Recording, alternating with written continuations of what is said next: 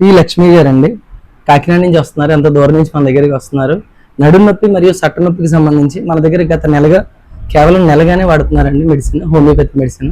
So మన దగ్గర వాడిన తర్వాత మెడిసిన్ మేడం యొక్క అనుభూతి ఎలా ఉందో ఏంటో తెలుసుకుందాం. మేడం, మన దగ్గర ఎన్నాళ్ళ నుంచి వాడుతున్నారు మెడిసిన్? 1 month నుంచి వాడుతున్నాను సార్. ఓకే, ఒకసారి మెడిసిన్ చూపించండి. ఓకే, సో ఈ మెడిసిన్ వాడాక మీ యొక్క ఎక్స్పీరియన్స్ ఏంటి? అంటే మన దగ్గర రాక ముందు ఎలా ఉన్నారు, వచ్చిన తర్వాత ఎలా అనిపించింది? బాగుంది సార్, 1 month నుంచి వాడుతున్నాను, బాగుందండి అంతాని. ఓకే, సెకండ్ డోస్ కోసం వచ్చాను. ఓకే. అంటే నడుము నొప్పి, సట్ట నొప్పి ఎంత మాత్రం తగ్గినాయి? అసలు ఏంటి రిలీఫ్ చూసారు మీరు? అసలు రిలీఫ్ గానే ఉందండి. నైట్ టైం అది కొంచెం బాగానే పడుకోవడం, నిద్ర అది బాగా పడుతుంది, బాగుందండి అంతా. మీ పని మీరు చేసుకోగలుగుతున్నారా?